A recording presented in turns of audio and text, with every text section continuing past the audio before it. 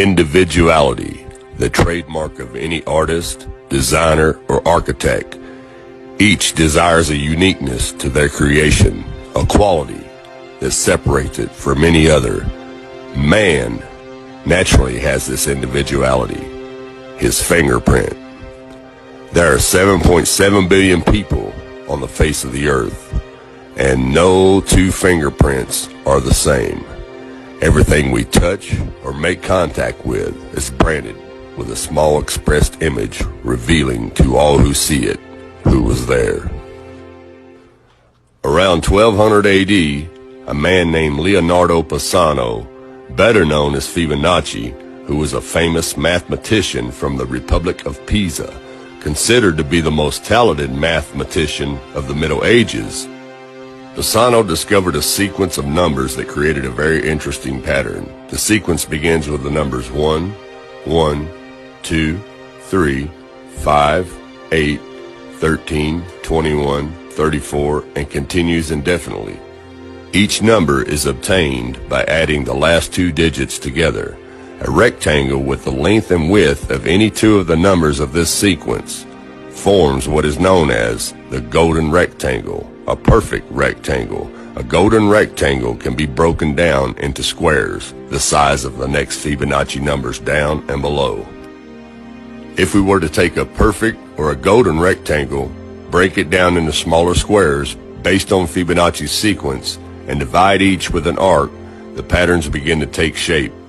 We began to see Fibonacci's spiral. The spiral in and of itself is insignificant. Its importance is revealed in where we find it. Take, for example, the sunflower. The display of its florets are in perfect spirals of 55, 34, and 21, the sequence of Fibonacci. The fruitlets of the pineapple create the same spiral based on the sequence. The pine cone does the same.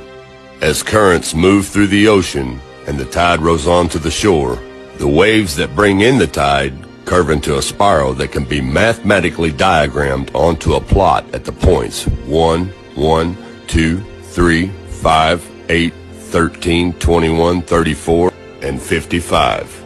Buds on trees, sand dollars, starfish, petals on flowers, and especially the nautilus shell are formed with this exact same blueprint.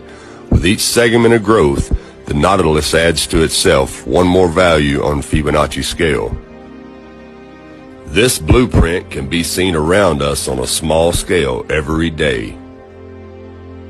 But the greatest example of all is directly above our heads. Even the spiral of the celestial bodies above us are formed with the exact design that the tiny shell is formed. This sequence or blueprint appears to be the trademark of a designer, a proof of a creator, something left behind, indicating the one who was there, a fingerprint.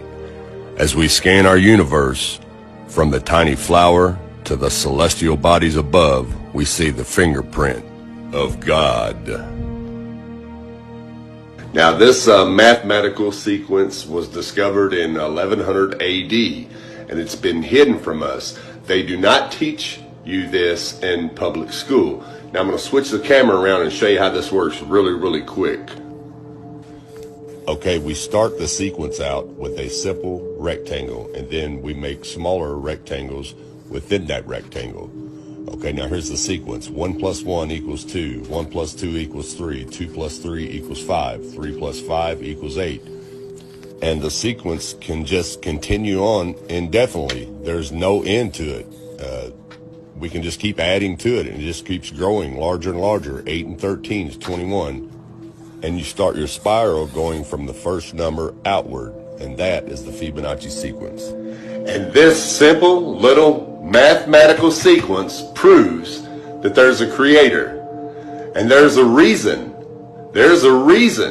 why the government would not allow this, well, actually not allow it. They won't fund this sequence to be taught in public schools.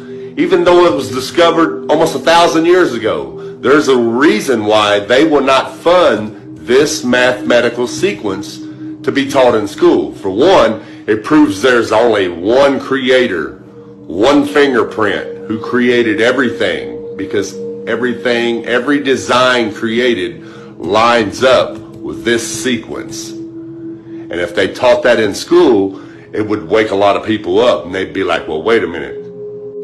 Everything on earth has this same mathematical design, all the way down to our own DNA. You see what I'm saying? It would kill evolution theory and it would kill the Big Bang theory. That's why this is not allowed to be taught in the public schools. It's time to wake up, people. Thanks for watching, and God bless.